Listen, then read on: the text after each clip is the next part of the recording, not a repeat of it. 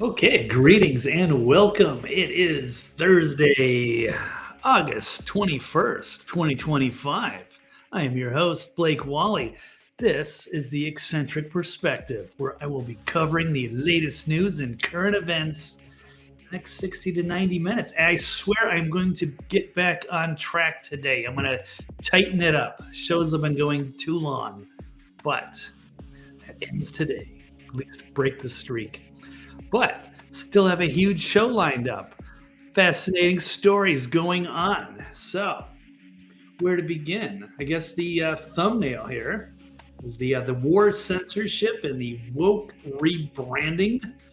Loose title for the show here with we go with Bibi Netanyahu and the Cracker Barrel CEO. Those are definitely two of the biggest stories that were on my radar. Of course, let me do the rundown. Everything I have on tab so far. We have we must do something to censor criticism of Israel. And two, how about we sided with the wrong ruthless dictator in World War II? How about our national security? Does it depend on swamp draining? And we have appeals court overreached by tossing the Trump case. And the Cracker Barrel rebrand. Has it been a big success? And finally, time to transfer inmate Bryan Kohberger for safety. So, these stories, perhaps more, and that depends on you guys if you want to help drive the show or if you've got feedback, praise, criticism, breaking news, any of that good stuff. Please let me know in the comments. Of course, I've already got my first comment of the day. Any arrests? And the answer to that is, of course, no. But I'm still full of optimism. Oh, I definitely think things will get done. That's right. I had my little breakdown the other day, just loosely put together. So for Trump, accused of insurrection, they banned him from Twitter, impeached him twice, smeared him for the Russiagate hoax, which is now confirmed to be not true. All of the lawfare, trying to throw him in jail, getting his mugshot, trumping up 34 felonies, ridiculous rape charges with that goofball E. Jean Carroll, raided his home, Mar-a-Lago, and of course the assassination attempt.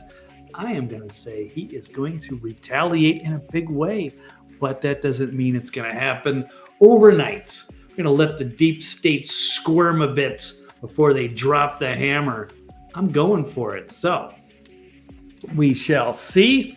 But I know I think I cut these from the stack. Like Adam Schiff's in big trouble. The Mar-a-Lago raid going after. It's just going to take a little while to unravel. But I think it's actually happening pretty quickly, all considering. So anyway, I know it's a running joke, but it will happen. And we'll be curious to see once they take Adam Schiff out. There's so many others: Comey, Brennan, and perhaps even Hillary or Obama eventually. But we won't get ahead of ourselves. Anyway, staying focused, and moving on. Let's run the intro very quickly. Catch my breath, and then we are going to jump into all of this fabulous news and more. So, see you on the other side. Here we go.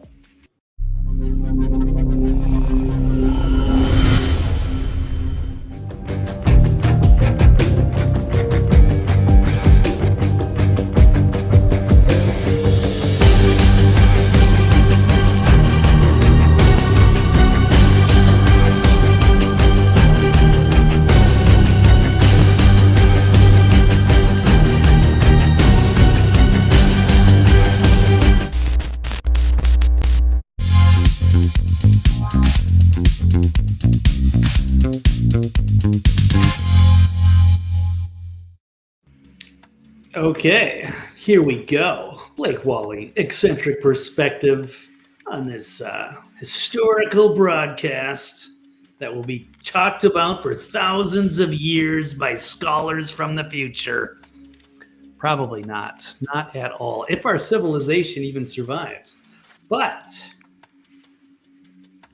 for today, for August 21st, we're going to talk about the censorship that they're calling for, or at least Bibi Netanyahu. He's been frustrated with the war going on in Gaza. Perhaps things being brought out into the light that he does not enjoy.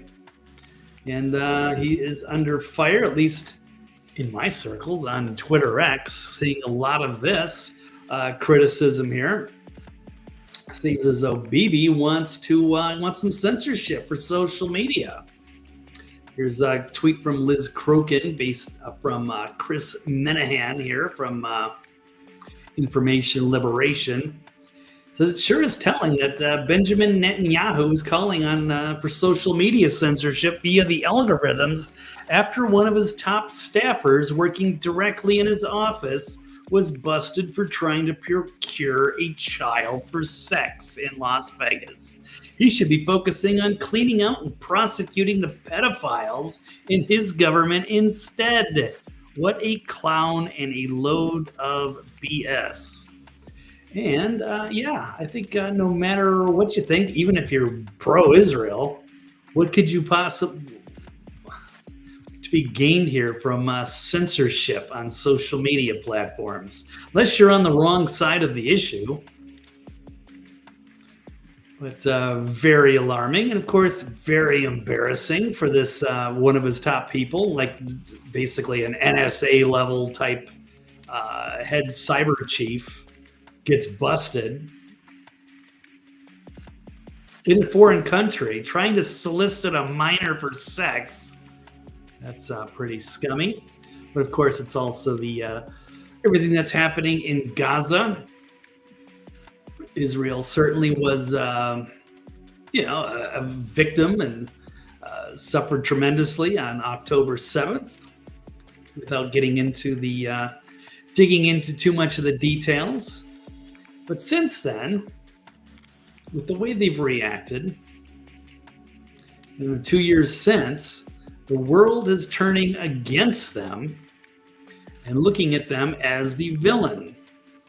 So, still has a lot of support here in the United States, but Gen Z, the future is turning on them, and they know that they're amidst a PR disaster. They're trying to contain it.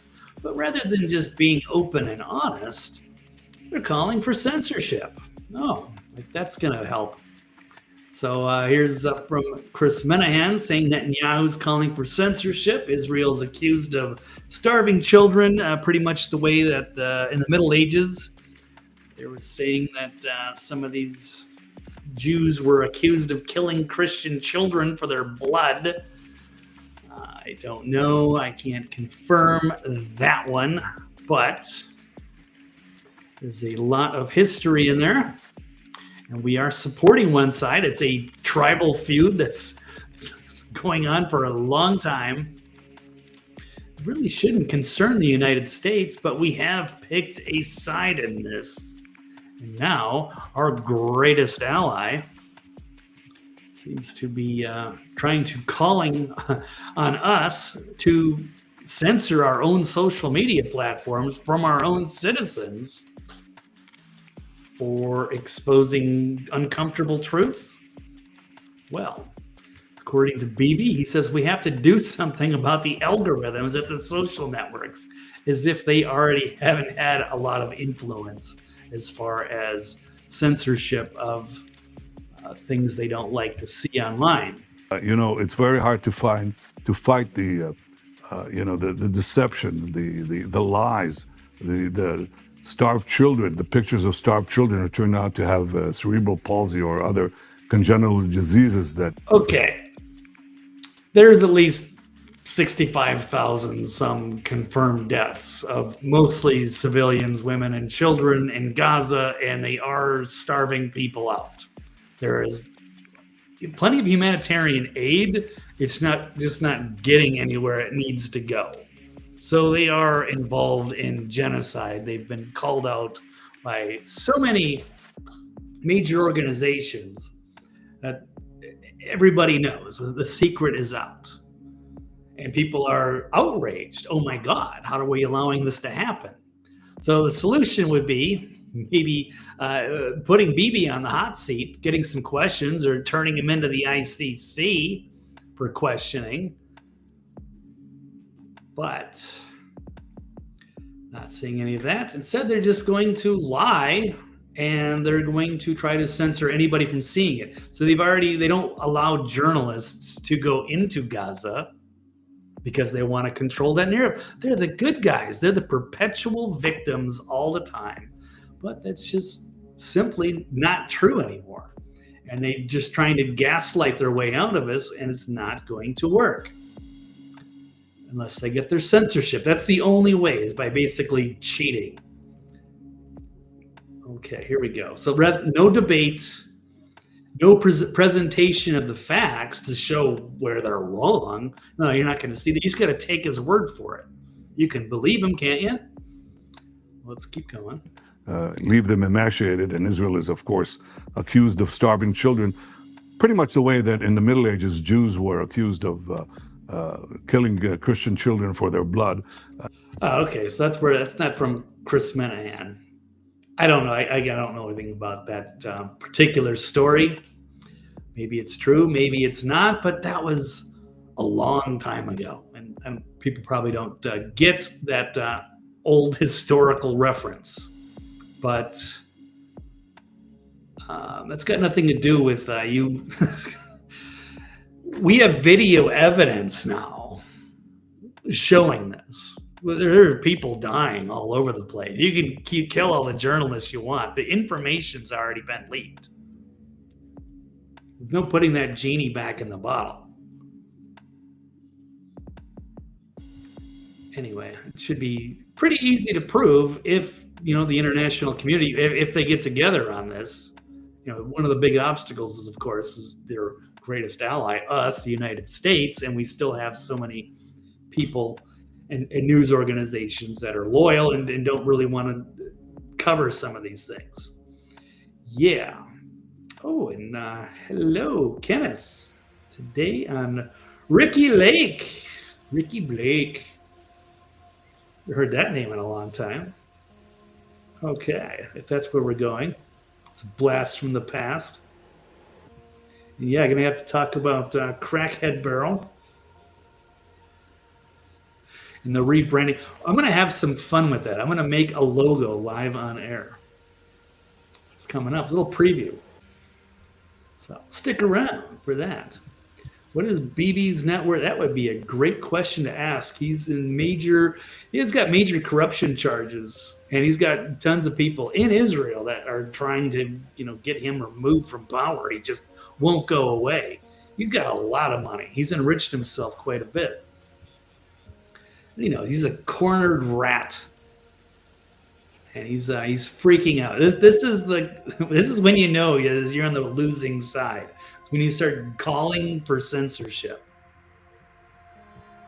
of anybody who's trying to expose your war crimes. You sick sack of shit. Just amazing. Anyway, let's continue with this clip. So what do you do against the lie that circles the earth? What do you do about the lie? Why don't you debunk the lie? Why don't you show us that you're bringing the food aid in, that you're not killing these people, you're not starving them out? That would let journalists in, let the international community see what's going on. How about some interviews that aren't just softball interviews from people that you're paying off? But you're not going to see any of that. So I guess. Yeah, I'm saying he's trying to gaslight himself out of this, and it's not going to work. It shouldn't work. Keep going. 10 times before the truth has a chance to emerge, you have to short. This should be real easy if he's innocent. Really easy to prove his innocence, but he knows he can't. So he makes these stupid appeals. The war as speedily as possible, And frankly, we also have to do something about the algorithms and the social networks. This is a big challenge. I don't want to dismiss it. Doesn't want to dismiss it. If only they could just censor everybody talking about their atrocities. Yeah. Down with Bibi. Time to turn him in. The international, everybody should just get together and say enough. Let Bibi prove it. But, okay, so they're pushing for censorship, and they've already got, the Trump administration is going to be screening immigrants for any anti-Semitic ideologies, which is pretty disturbing stuff. I mean, if there's like hate groups that want to, kill people or something, that's absolutely. The people are critical of the country of Israel, their government. That should be fair game. Who cares?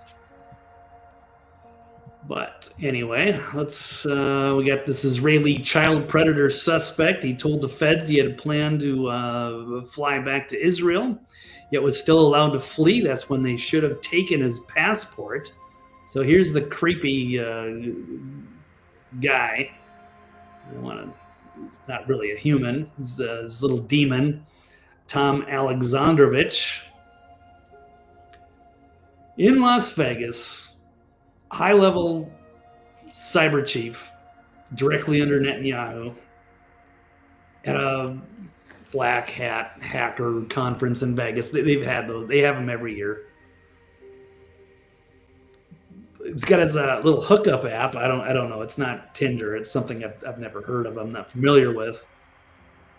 But rather than, there's plenty of people that are probably looking to hook up as well in Vegas. You're all on vacation. Use your Tinder or whatever, your Grindr, what have you. Plenty of people, but plenty of drunk girls or guys or whatever you want. You can find a date if you needed it. And in Vegas, I should know. I was a bartender there for 15 years on the Strip. There are hookers. It's a well-known secret. You can find them everywhere. It's technically illegal. It's hush-hush. They'll approach you at the bar or whatever. You can just sit and hang out and play some video poker, and they'll come to you. There are hookers. There are escorts. You got a bunch of money. Go pick one out. But this sicko predator wants to go find. Apparently, it's a 15-year-old girl. I believe. We weren't quite sure. But I think that's the word. He was trying to hook up with. But he doesn't get off on just finding, other adults, mutual consent. Get yourself a nice escort while you're there. And you got big money from the Israeli government. You could probably go to a strip club, find a girl there, pay her $500. Go. You want to go to the Cirque du Soleil show? But that's not good enough for this guy. He's a predator. He's a sociopath, a psychopath.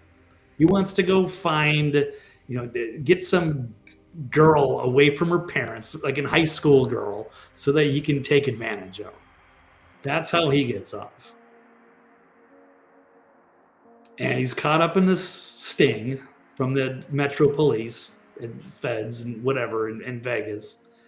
And somehow, out of all the people that were caught in this sting that got arrested, he's the only one that gets to leave. Post the bail, gone. Now let's try to figure out, how did that happen? Was he allowed to get away with it? So,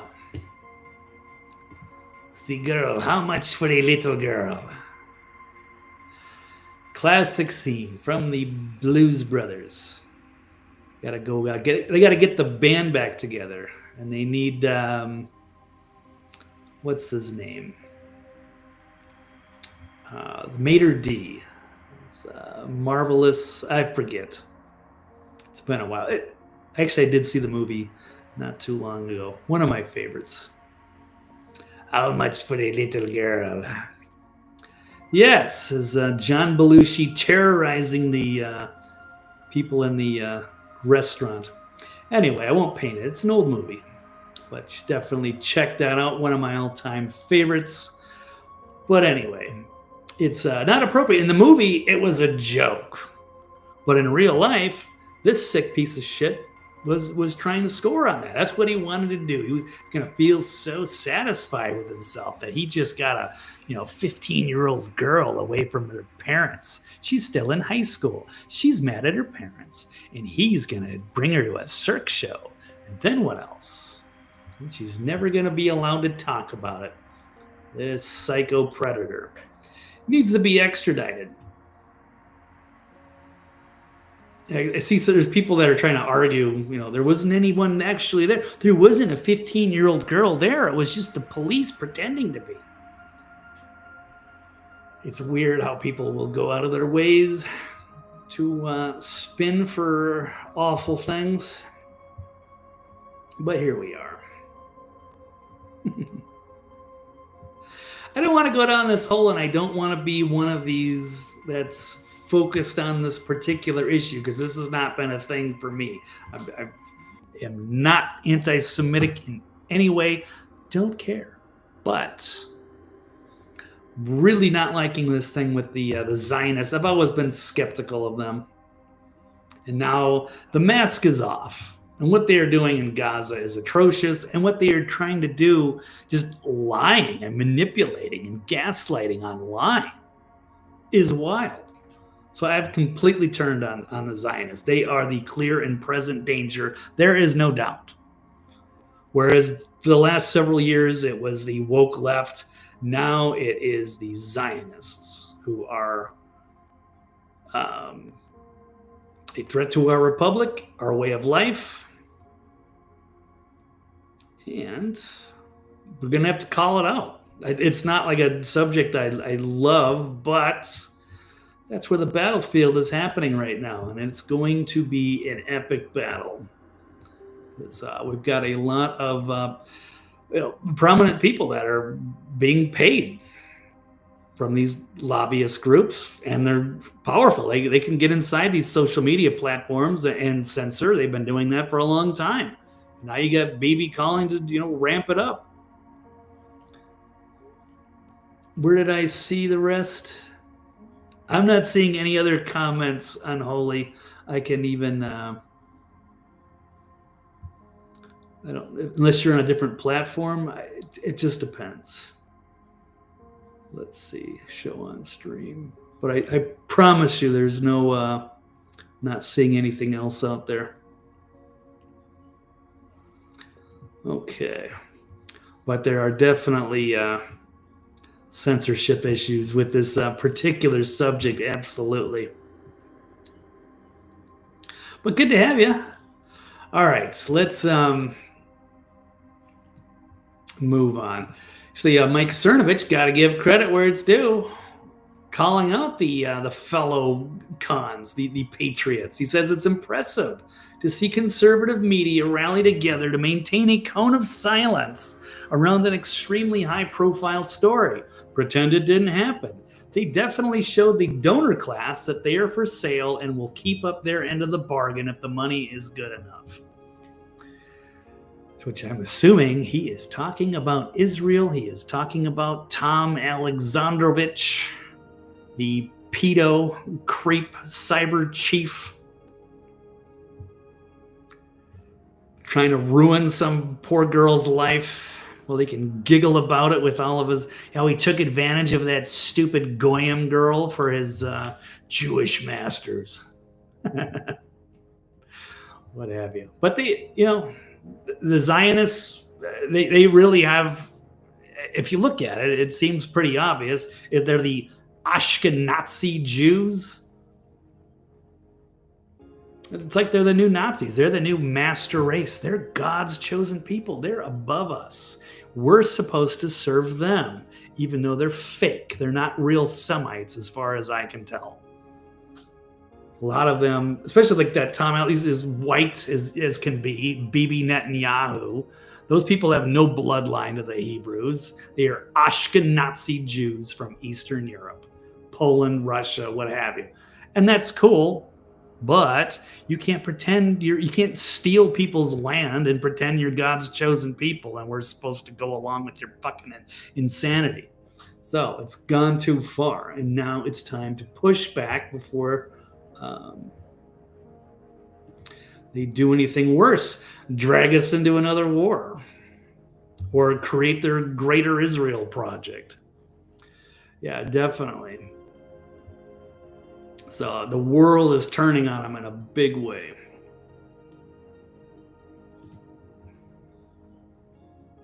Did this on Bryan's show as well? Okay.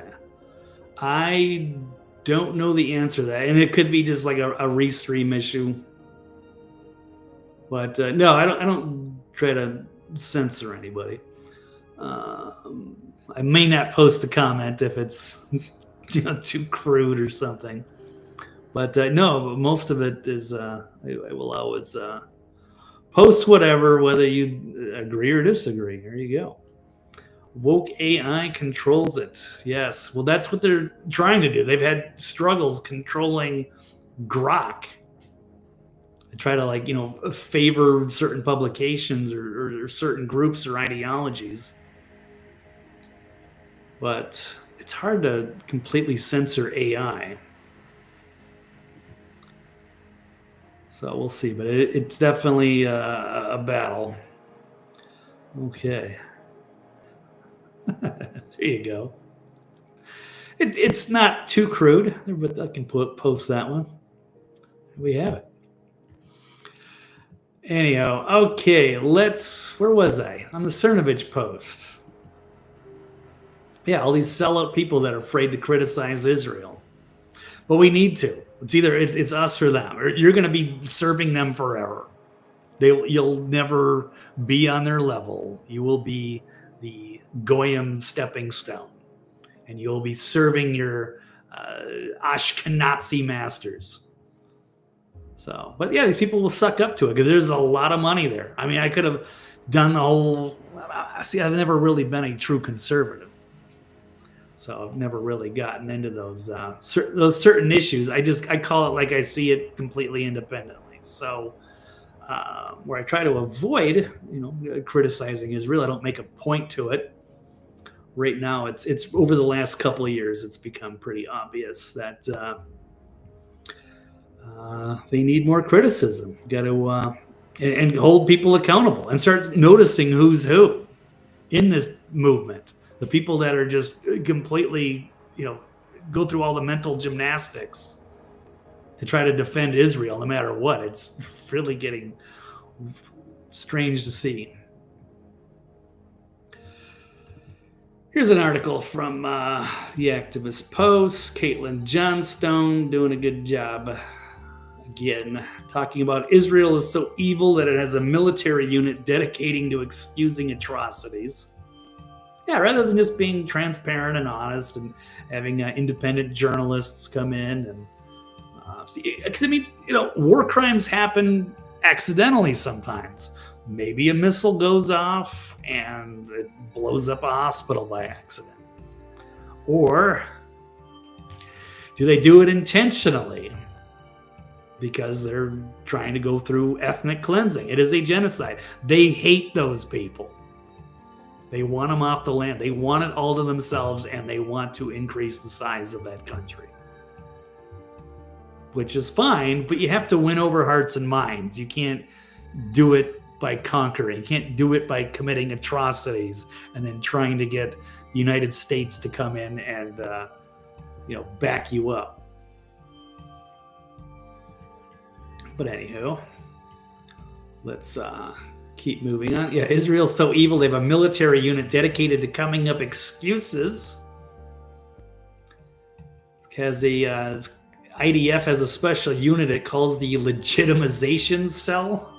Because it's tasked to finding justifications to legitimize the assassination of journalists. So anytime they kill a journalist, they always say, "Oh, he was with Hamas."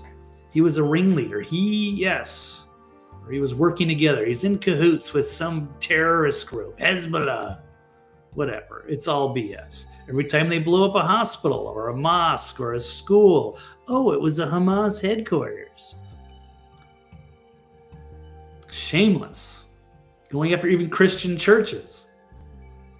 These are not our friends.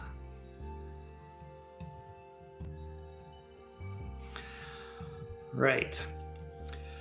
Okay. I know I highlighted a few parts, but she's saying, obvious, nothing creates support for Hamas more than Israel's action in Gaza. Well, I'm going to disagree there. There's no support for Hamas. Absolutely no, I'm not going to support Hamas, but I will support innocent women and children or men.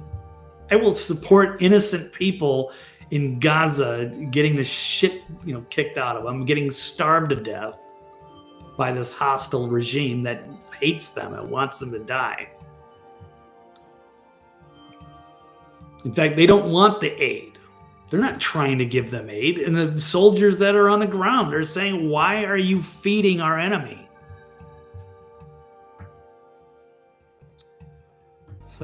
But nothing creates hatred of Jews more than Israel's actions in Gaza. I do agree with that. Absolutely. Everything Israel's supporters complain most about is caused by Israel.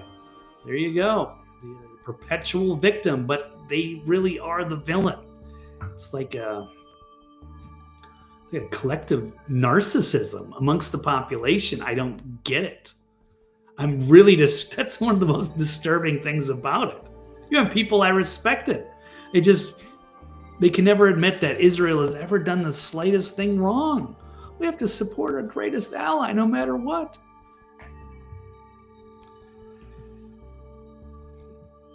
So, sad. But let's move on. So the strongest argument that Israel's committing genocide is that all major human rights groups say it's a genocide, including Human Rights Watch, Amnesty International, even Israeli rights groups like B'Tselem, along with the overwhelming majority of genocide scholars and human rights experts. The debate is over. This is a settled matter. So rather than saying, no, we're trying to help the people, we're doing good, you're just going to say, oh, these are lies, and then call for censorship.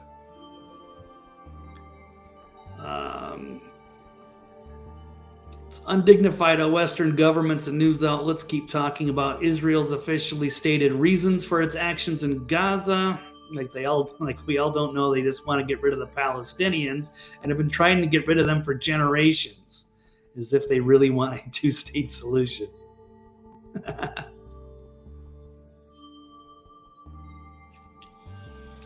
Anywho.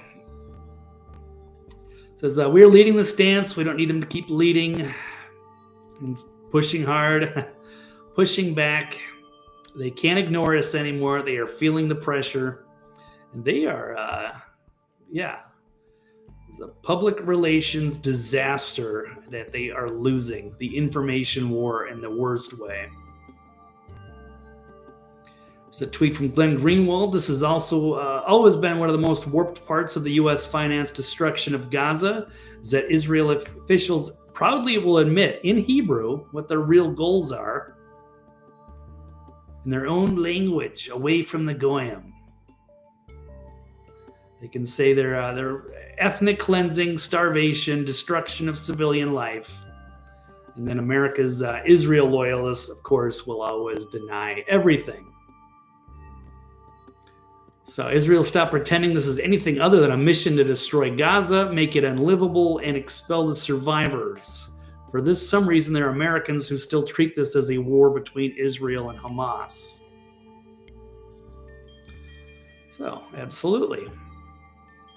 Here's another one from Greenwald. The Israeli government and IDF have spent 21 months blocking international media from entering Gaza to explain to the world what they see.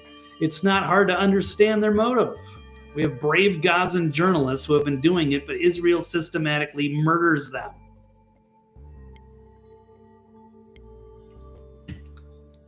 Oh. Here they are. There's 238 journalists killed in Israeli attacks on Gaza. That's censorship, man. They're gonna fucking kill you, or shut you down. They're gonna want to manipulate the algorithms. So much for transparency. Oi, with the is it real? Mask parade.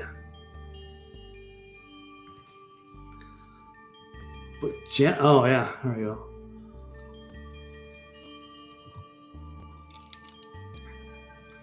Definitely. Alrighty, well, I think that's all I've got on that subject, right? That's the big headline. So we must do something to censor criticism of Israel? No. We want transparency. There's no censorship necessary. Censorship means you've lost. They've lost. So they're freaking out, and speaking of which, we'll hit the next one. We sided with the wrong ruthless dictator in World War II. So Laura Loomer's kind of in a weird phase the last month. On one hand, she does a great job of, vetting some of these, deep state people, targeting people. She's got that down. But her weird, defense of everything Zionism is very disturbing. And they've been just freaking out. Every time Tucker Carlson does an interview, you see all the Zionists just freaking out over whatever's content is in that particular interview. And Tucker has been having a lot of people on. He does shows twice a week, talking with people that are critical of Israel or present a different perspective on that, and they don't like that. So they're attacking him as though he's like on a payroll of Qatar or something. They're even smearing Megyn Kelly now, who was also a defender of Israel for so long as a Fox person. Even, of course, Tucker would have in years past. Even Piers Morgan. People that have historically backed Israel, no matter what, are now turning against. They cannot continue to be on their side, seeing what is happening there. So anyway, he had another guest on. I only listened to half the show. Apparently, I missed the juicy part that I've been saw on social media today. Laura's bloomers.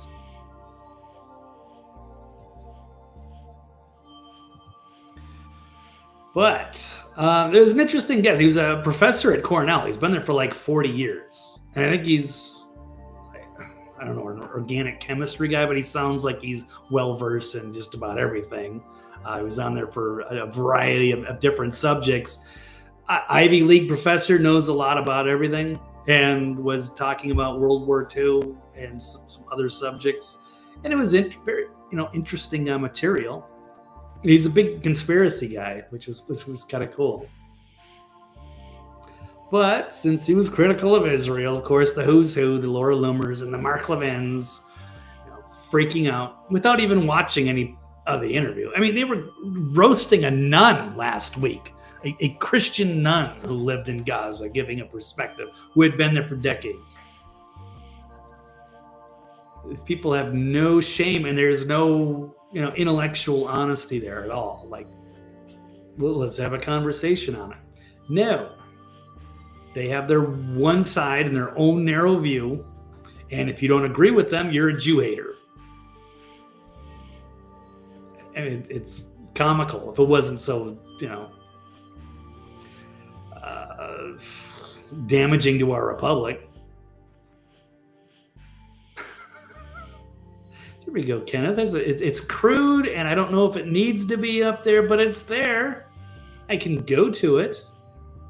Okay, I know. I was worried. There's a little silence there. I was thinking you might be censored there, but you're not. It's all good.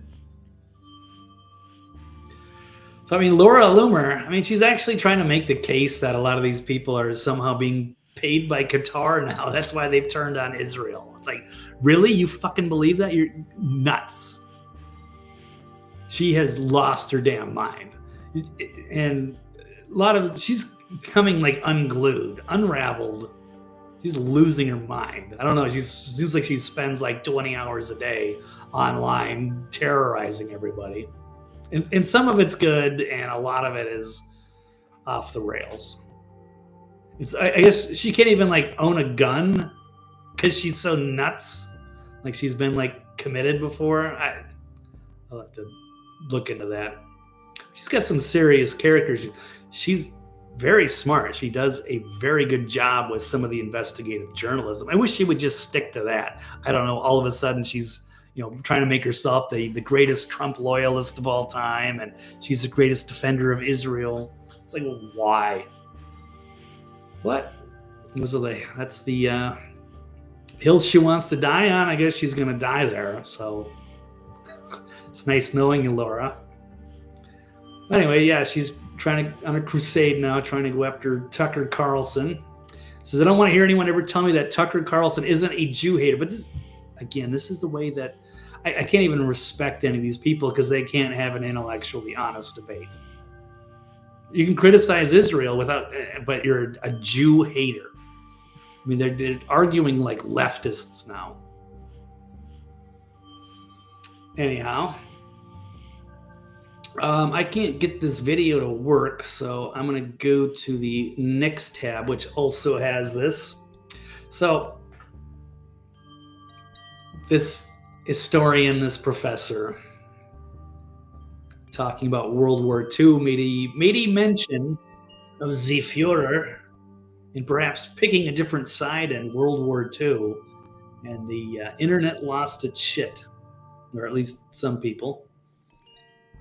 The unwavering Zionist supporters were in an uproar. I think Tucker Carlson is now hosting actual Nazis, okay, which is totally fucked up. You want to tell me that this man who's been a tenured professor at a Ivy League Cornell for 40 years is a Nazi? It's breathtaking, the lies that they tell you. It's the gaslighting. So she repeats, I repeat my assertion. I don't know who this lady is. She's a Congress senior fellow to combat anti-Semitism, State Department, former U.S. Deputy Special Envoy. What is IWF? It's not IDF. What the hell is the IWF? Oh, Independent Women's Forum. Whatever. Different subject. Why don't you stay in your lane, Ellie? He's an actual Nazi. Okay. All right, here we go. Let's. They take they take one line out of this interview, and twist it out of context to smear Tucker as a Nazi-supporting Jew hater. And it started when I read a book by Diana West, who would be good if you interviewed her. And it's this all revisionist history of World War II. And you go, well, why would you want to read that? Well, it turns out I think the story we got about World War II is all wrong, actually. I think that's right. And then I read about FDR, and FDR's right-hand man was a Soviet spy. It certainly was. Right. That is a fascinating piece I did not know. I have not independently verified that. But I have to believe that is probably true. You got two prominent people, and Tucker is just like, yep, yeah. Okay. There's a lot, reevaluating World War II and some of the characters and kind of our reluctant alliance by, siding with Russia and Stalin, who was a ruthless asshole, but to defeat the Nazis and the Imperial Japanese. It's kind of, it was a weird thing. The Axis and the Allies. And it could have played out very differently because was hard to say which side do we pick. America wanted to stay out of the war until the Pearl Harbor, and then of course we did get involved, and it was easy to pick against the Imperial Japanese and their allies, the Nazis. And the Nazis are evil motherfuckers too. We're fighting them in Ukraine as a battalion. So no love for Nazis or the Ashkenazis. It might as well be the same people as far as I'm concerned. Ironically. Here we go. And therefore... And weird that you would have a Russian spy is like FDR's top guy. Wow. So, very interesting. World War Screw, World War June, World War Whistle. Interesting. Okay, we'll keep rolling here. Confirmed. We should have been, one can make the argument we should have sided with Hitler and fought Stalin. Patton said that. So, that's the big controversial line. One could argue, sure, one could argue just about anything. One could argue that maybe we should have sided with the Führer over Stalin. It's like if it hadn't been for the Japanese bombing Pearl Harbor, what side would we pick? Who's the worst dictator? Stalin? It's almost like they couldn't quite cancel each other out. But we had to pick a side. But there was no winning side. But you just had to go against... without Russia support on the Eastern Front, we might not have even won World War II.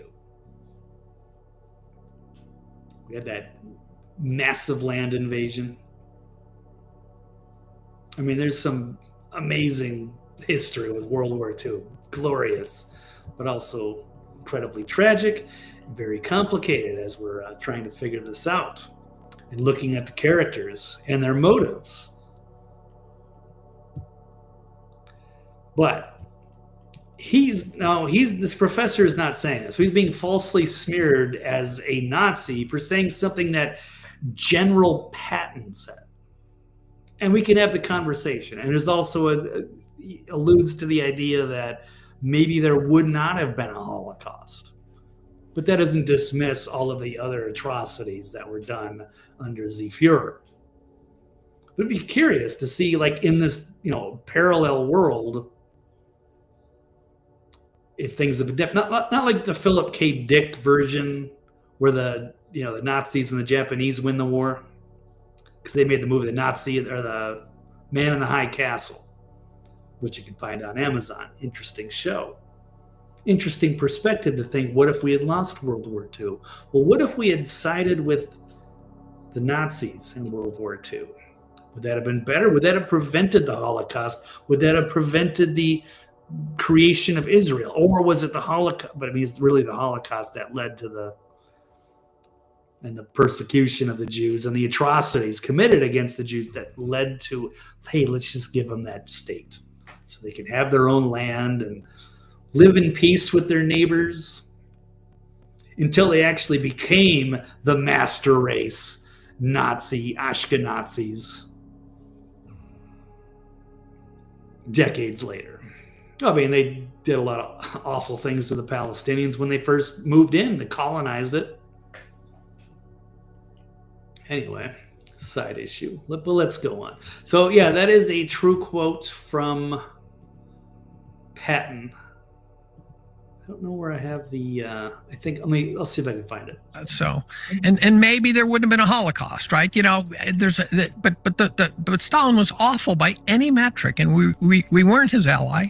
Yeah, we would never have been an ally, except it was just the ally of our enemy. Or how do you say that? The enemy of I'm going to butcher this quote like George Bush, like a different one. In fact, I'm just going to dismiss it because I'm going to mess it up. Maybe Kenneth can help me out. The ally of my ally.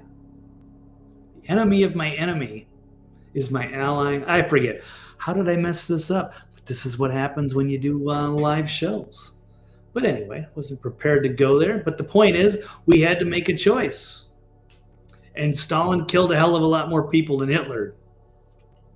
Not that we're glorifying either one, because it was pick your poison.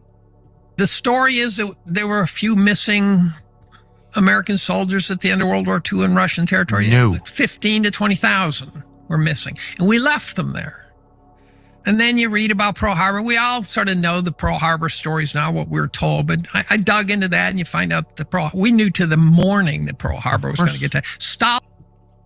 This is why I kind of like this interview.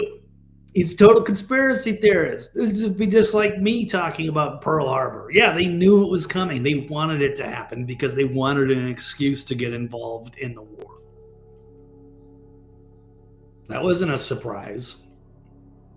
We made it look like a surprise.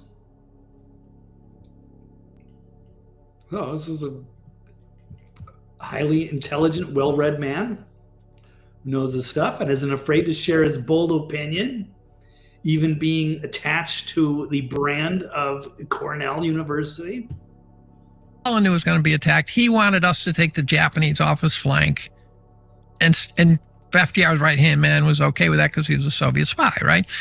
So you got FDR's right-hand man as a Soviet spy talking, kind of warming them up to the idea that, yeah, maybe we should form an alliance with Stalin.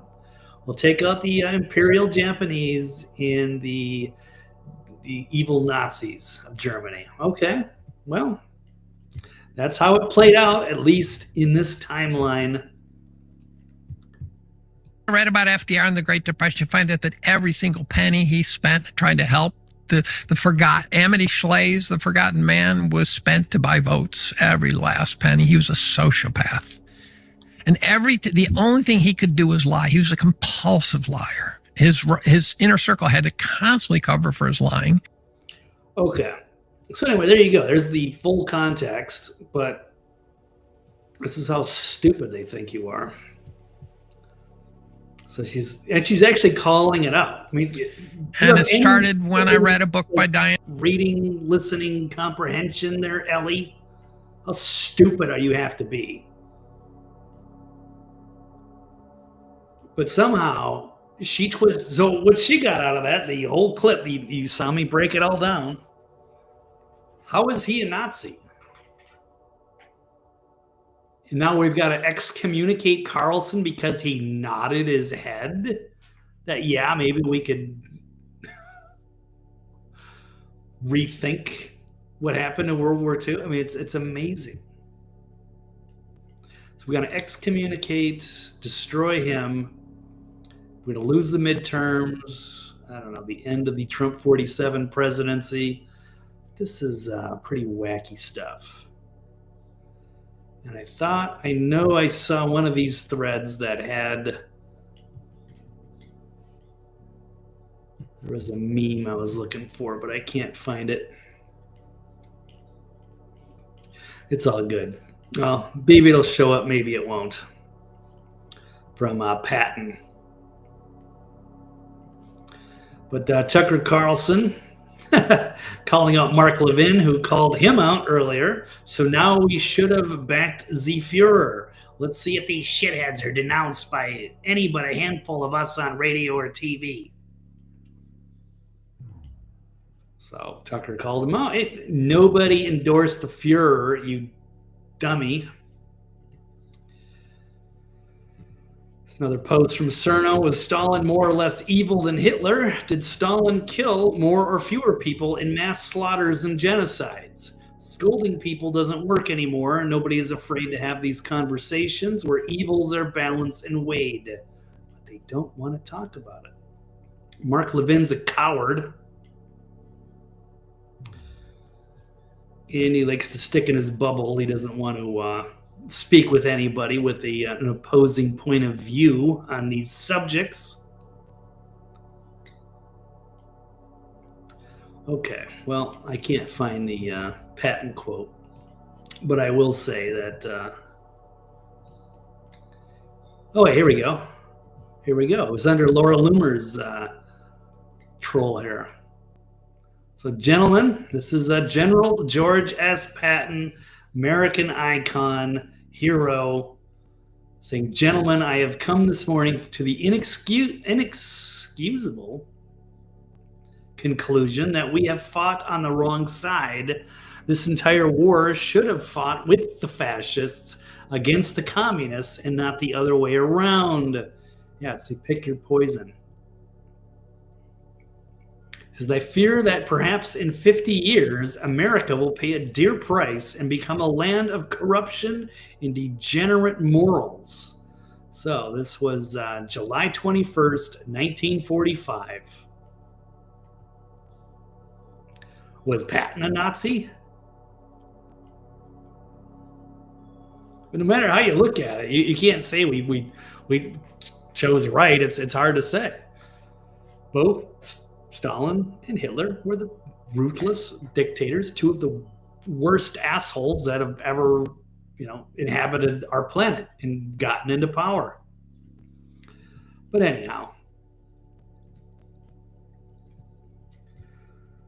so, well, did we answer the question? Did we side with the wrong ruthless dictator in World War II? It's really impossible to tell without being able to. If we believe in quantum physics and perhaps there are parallel realities, we'd have to go on the timeline where we sided with the other side and see. But I guess there's no way for us to do that in our limited three-dimensional understanding of the universe. But perhaps in time, maybe on the other side, we'll get some insight on how things came to be and how things could have been. Does Tucker have a CDL? Anywho. All right, what happened to my music? Is there a issue? All right, well, let's move on. A few quick ones. I want to make this, it's my goal. This show is not going to go over 90 minutes. Okay, let's do a few quick ones. Our national security depends on swamp draining. So we got Tulsi Gabbard says U.S. national security depends on weeding out the deep state operatives embedded within intelligence agencies. Here she is on Hannity in this quick clip on Fox. Let's roll. Do we have deep state actors that are trying to influence our presidential elections? Is that what we're concluding here? Yes, we have people within the intelligence community. Again, when you look at this example of who President Obama charged with this task, John Brennan, James Clapper, James Comey at the highest levels, but also those who worked as careerists within the intelligence community who did not object to their manipulation and manufacturing of intelligence and actually helped them get there. All moving towards their partisan interests, that they were not happy with the outcome of this election, and they were willing to do whatever it took in order to try to undermine President Trump's administration during his first term in office. These are bad actors that have to be rooted out. Our national security depends on it. The ability for the American people's trust to be earned back depends on exposing the bad actors and holding them accountable. And that's what President Trump is determined to do. Absolutely. And she should know she was on the terror watch list, tried to destroy her, tried to destroy Trump and so many other patriots, rounding up everybody for J6, cracking down on moms at school board meetings.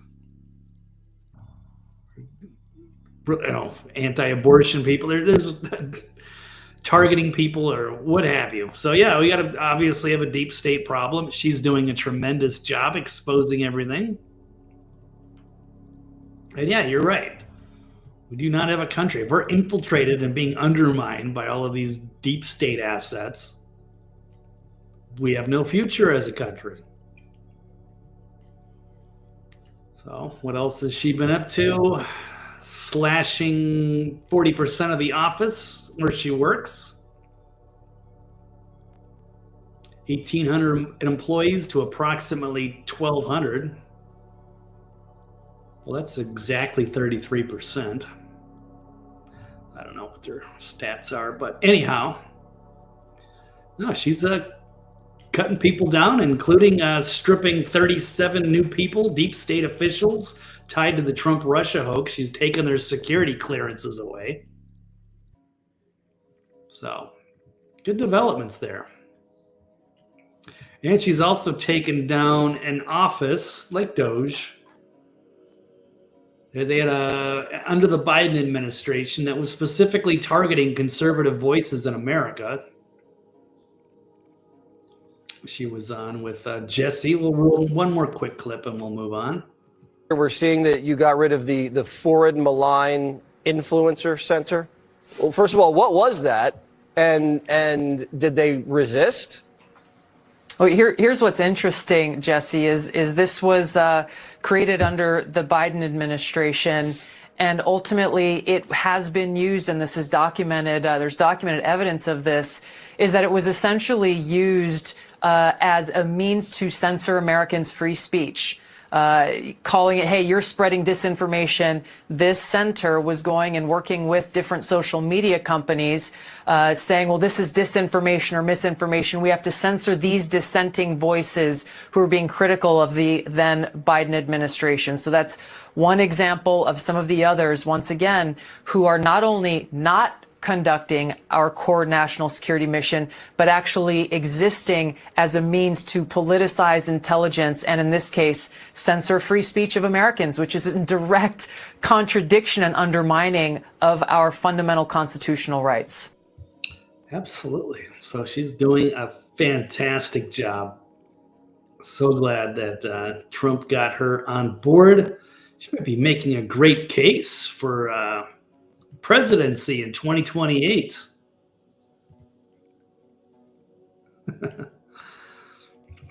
Right. So anyway, good developments on that front. No arrests specifically, but yeah, there are big developments that are going to lead to something, I think, shortly. All right, let's move on. Another quick one. Okay, our national security depends on swamp draining. Yeah, I would say absolutely. And then appeals court overreached by tossing the Trump case. So we've got in a huge blow to Letitia James, New York appeals courts throws out a $515 million civil fraud penalty against Trump. So the decision came 7 months after the Republican returned to the White House. A panel of 5 judges in New York's mid-level appellate division said the verdict, or appellate division, said the verdict, which stood to cost Trump more than $515 million and rock his real estate empire, said was excessive. Yeah, you think? $500 million? We're normalizing these ridiculously gigantic lawsuits. And it's clearly weaponized against their political opposition. Here's another one. Tossed the $500 million civil penalty because the judge said the penalty violated the 8th Amendment's prohibition on excessive fines. Yeah, it's in the damn Constitution. Bill of Rights. So big win for Trump. Big loss for the deep state as they've tried to take him down in so many ways. So yeah, there you go. It's a quick one, but relevant. So appeals court, did they overreach by tossing Trump case? No. It was ridiculous, excessive, politicized, and they finally threw it out. Okay, cool. All right, let's move on to the other huge story of the day, the Cracker Barrel rebrand. Has it been a big success? Well, so far, no. It's been a freaking disaster. Hey, Jane, how you doing? Hey, no worries. Come whenever. It's great to have you guys here in the live, but the replay's always there. And you never know with me. I never know if I'm going to be doing shows exactly on schedule or on time. Sometimes I am late. In fact, next Tuesday, I got a schedule conflict and I won't be able to do a show Tuesday. But at some point, I might even altogether switch things tonight, just depending on what makes the most sense. But I appreciate you guys. Always good having you.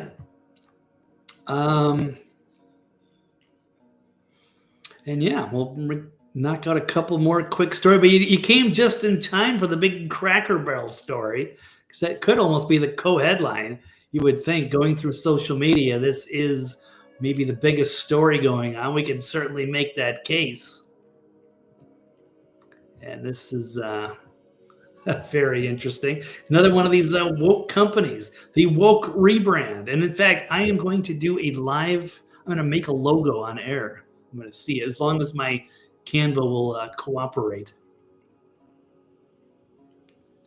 There we go. Yeah, Cracker Barrel of laughs now. Yes, good one. Yeah, looks like they're damaging themselves. Seems like they've been in the news quite a bit lately, but not for the right reasons. And I was just there a few weeks ago. This is where this is the home, Tennessee, is where they came to be in Tennessee. But I remember them from Vegas when they came out west, and they were out by back in the Silverton Casino, or back behind the parking lot. And I thought they were really good. But the last few times I've been there for like dinner or lunch or dinner, and it's not that great unless you want like fried chicken. They do a lot of sides, but the breakfasts are where they shine. But regardless, their branding has been so terrible lately. I don't know if they're going to be around or they're going to have to switch things up. But I don't know. They had no reason to change anything, much like the Bud Light or the Target. I don't know why they decided to. Target, not so much. They just had the issue with the LGBT bathing suit stuff. That was a minor scandal. The Bud Light thing was like, why would you ever mess with that brand? No business. And the Cracker Barrel, well, if it's fine, if people like things the way they are, why are you going to change it? Who are you going to appeal to? This was never a problem that was needed solving. They could mix things up, maybe just improve their dinner menu, make it a place where you can go not just for breakfast. But it's a cool store. I like the layout. A little country store and little knickknacks and old-fashioned candies. It's got its appeal. There's something unique about it. Not just some stale corporate diner, but that's what they're trying to turn it into. So let's go. Here we go. Cracker Barrel settles on the ugliest, most soulless logo you can imagine to destroy its brand. Well, this is the original. I mean, let me give you another one. The most successful rebrand that I've seen, remember, just right off topic, McDonald's. I didn't eat there for years. I think it's cheesy with the red and the yellow and the Ronald McDonald clown, but they made it contemporary and clean, and it's way better. They did a tremendous job. McDonald's was hugely successful in their rebrand. The stores look better. Almost like the food is better. The coffee got better. I mean, they did well. That was one case where a major company was able to do a full makeover and came out even better than ever. Not that I'm endorsing McDonald's or whatever, but I'm just saying they did a good job. Bud Light messed up big time. And then Cracker Barrel, this is just stupid. So in itself is trying to destroy itself right now. Here's the new logo right there. That's just, I mean, I'm not very good with logos. I'm very hit or miss. That's not where my artistic talent lies. But I think I could have done better than that. That's just, It's just amateur and weird. Like, and who sits around thinking, yeah, that's a great idea. Yeah, let's switch to that. So I think you got like one of these, dictator CEOs.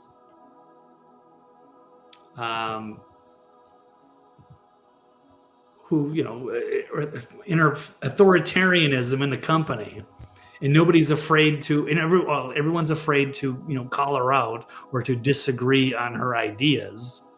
I don't know. Somehow the marketing team came up with this rebrand. They changed all the rest. They're changing some of the restaurants, not all of them. I think they're testing it, and they might want to walk it back. So Cracker Barrel rebranded for the first time since 1977. Wow, that's the year I was born. But I didn't have Cracker Barrel till like 2016. It's been a while. But they weren't all over the country. So, a company claimed in a press release the new logo was in fact now rooted even more closely to the iconic barrel shape and word mark that started it all. And that may be true if you don't have eyes or a brain. Gone is any hint of the nostalgic country atmosphere. The whole point of Cracker Barrel, and the only reason people go there, well, probably go there for the big breakfasts and all of the little side items. That's what's unique. Because I went there a few weeks ago and I ordered, it was like at night. So I had a Monday dinner, the chicken and rice. I mean, it might as well have been, just prepackaged, microwaved. It wasn't good. I could make chicken and rice at home. But I do like all the little sides and the fried apples and the fries and the whatever. What do they have? Little hash brown casseroles and stuff like that. Grits, if you like grits. It's got its appeal. But wouldn't say the dinner probably needs improvement. Again, unless you need, fried chicken, or if you want the biscuits and the cornbread muffins. Yeah, it's definitely good for breakfast. Absolutely. Cracker scandal, cracker shame. I'm so young. I am almost 50. 1977. Old as the last Cracker Barrel rebrand. Oh, here's the new Cracker Barrel. So there's somebody made a video of it.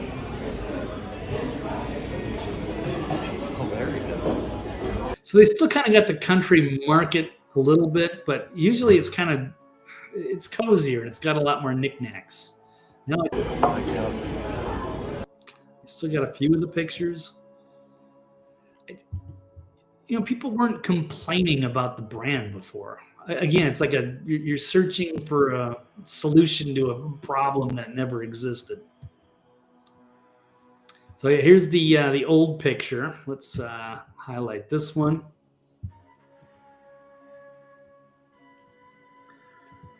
Here you go. See, that's just full of knickknacks. See, this gives it a unique flair. I don't really like how these dining room tables are too close together. I'm not a big socialite. I'm a weirdo introvert. So, probably not going to want to sit there at a busy table in a busy restaurant like that. But it's unique. It's cool. That's a unique franchise. They have a good brand. Why mess with that? Improve the food. Improve the dinners. Would be my suggestion. That was the only thing that maybe needed fixing. Let's keep going.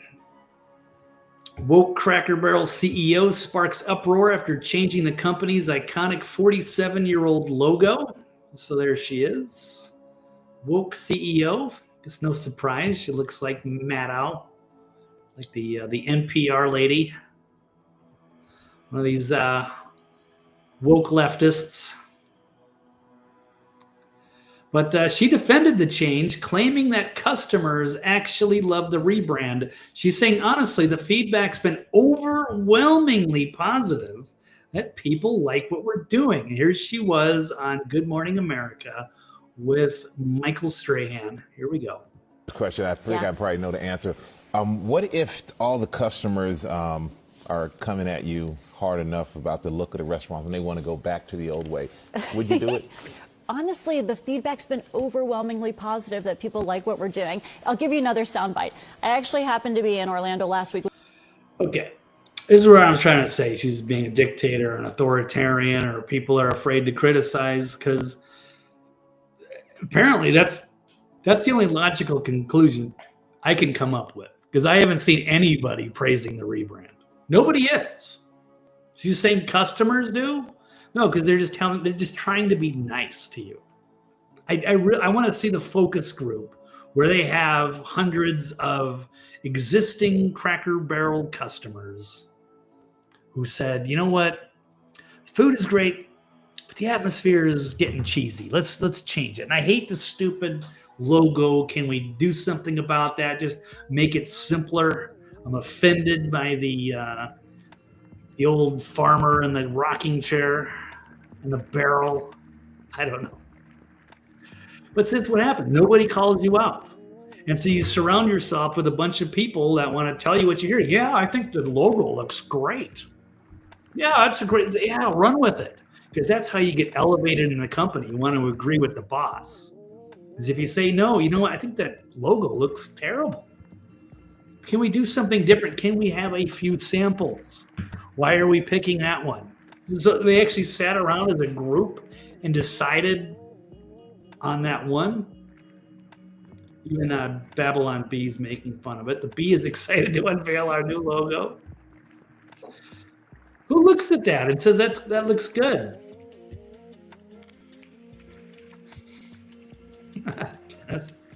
Oh my God. Yeah, Cracker Barrel does have a cool gift shop. They have unique knickknacks and candies and little treats and stuff. It's cool. Like it's a good family place. You want to bring your grandma and bring the kids, grandpa and grandma, yeah, all ages, all generations, hitting the Cracker Barrel. Get some knickknacks. Grits. Now I am a Minnesota boy, so grits are a little unusual for me. I'll eat them. But that's more of a southern thing for sure. I guess we were more oatmeal or malto-meal up north. Well, I've had some like interesting shrimp or grit dishes with like shrimp or whatever. It is a interesting substance, and I will get it at Cracker Barrel. I'm on crack. Oh, speaking of which, I've got a somebody made one of those on. Well, I'll show you coming up. There you go, Jane. I'm the same. Yeah, I like the nice cushy booths and those little cozy diners a little bit better. But if somebody wants to take me to Cracker Barrel, I'll be down with that. Yeah, hopefully they won't mess with the gift shop. Yeah, she got the woke look. Kenneth's from Minnesota. Grits don't do well for him. Perhaps. Okay. Oh, here's a disturbing one. God, what happened to Miley Cyrus? Cutie. What, they destroyed her look. What is that? I know she's going to get older eventually, but it's like this new modeling shoot. You can't even recognize her. What is that? She looks like she's deformed now. It's a modeling shoot. I don't know what it was for. Forget. But somebody mocked it up at the Cracker Barrel. Show you the difference. Okay, here's John Rocker. Make Cracker Barrel great again. But this is what I was getting to, Kenneth. Somebody made this little meme here with Hunter Biden and a big mound of cocaine on that barrel. Or crack. It's a good one. Colin Rugg here saying Cracker Barrel stock nosedives over 14% after they unveiled their new logo. But she's, the CEO, Julie Fells Massino, is convinced people love the changes. No, Everybody in your company was afraid to criticize you, and they knew that they trying to rise to the top. Got to kiss Julie's ass. You didn't listen to the customers, and now they're just, hey, they went with it. But how's it going? Oh, look! I mean, that's an astounding drop in your stock price. 14% in one day. Wow. I mean, that is destroying your brand. What a dumb mistake. But it's their own arrogance. It's their own damn pride that brought this down. You didn't listen to the people that should have told you to not do this. And you wanted to believe that you're so brilliant. Oh, and everybody loves it. Well, here we go. Now we get to find the find out part, where you go woke and you go broke, and now you're destroying your own company, much like Bud Light.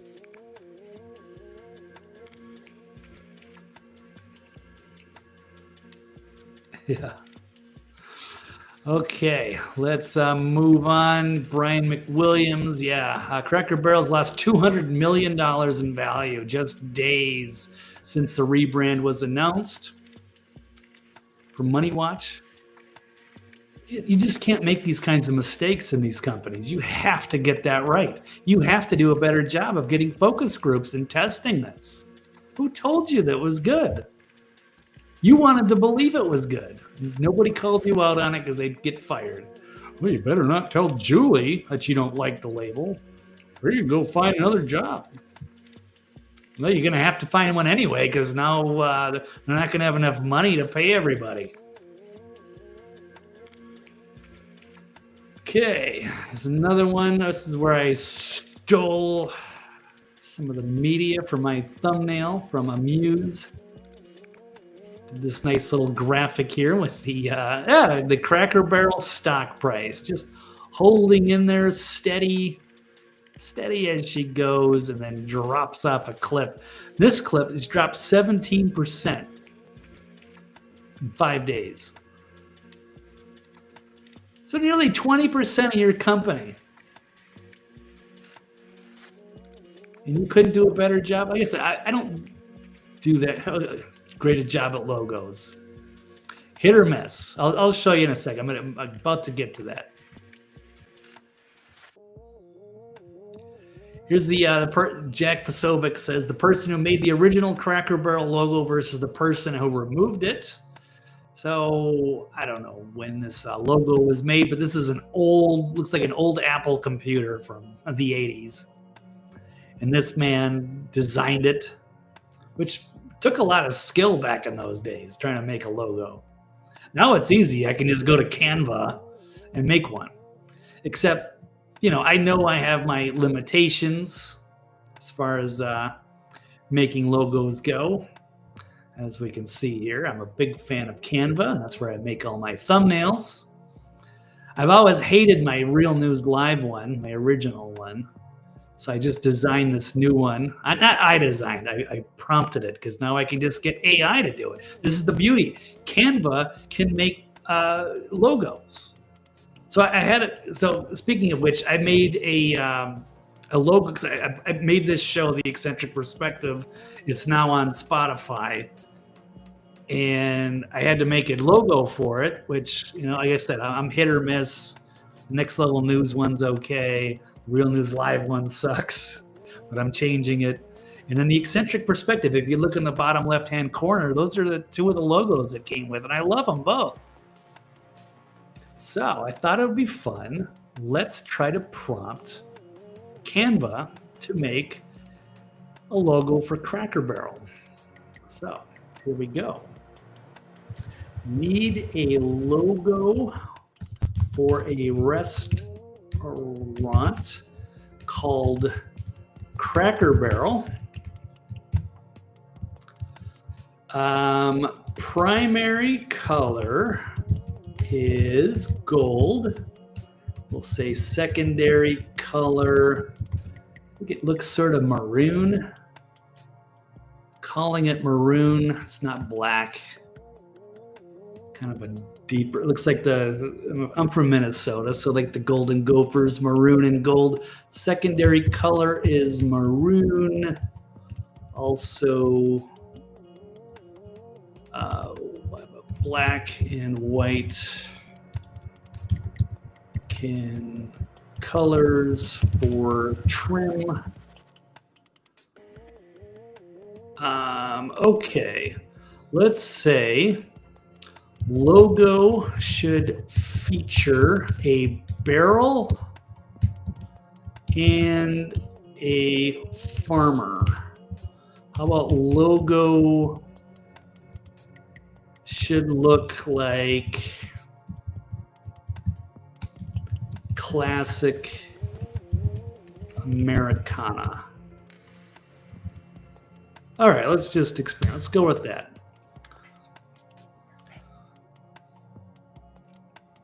Let's see if I can make a logo better than Cracker Barrel. Oh, look at it. There we go. Look at that.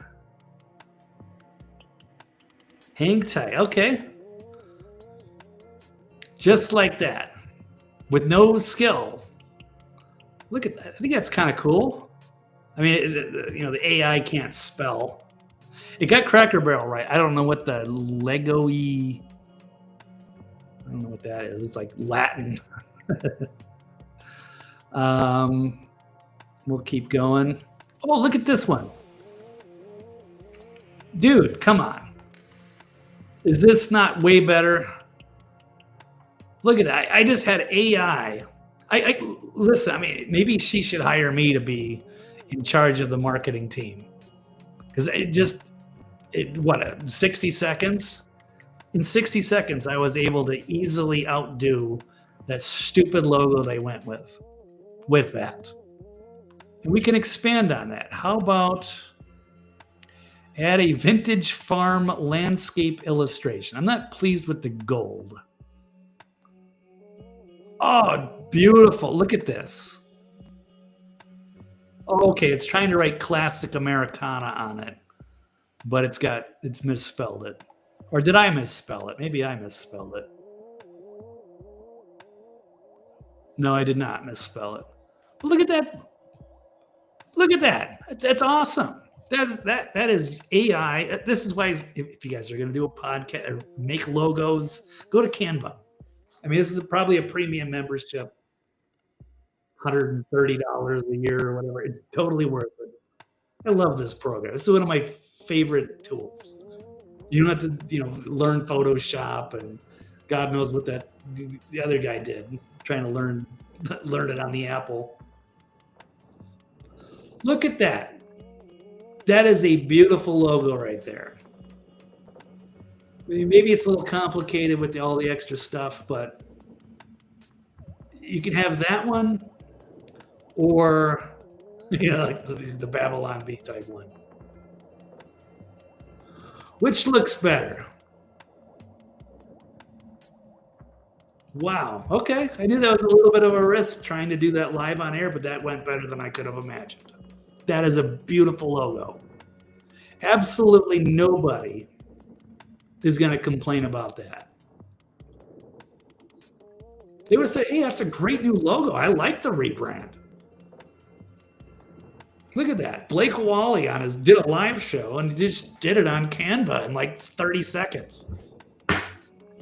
Could have saved you $200 million.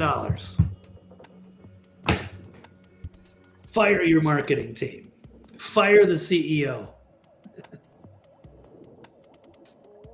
That easy. Okay, well, that's all I've got there. Yeah, they look really good. I mean, if I was going to buy a bottle of whiskey or whatever, if I saw that logo, I would think, yeah, that's probably some good stuff. Classic Americana, Cracker Barrel whiskey. I'd buy that. I'd go there.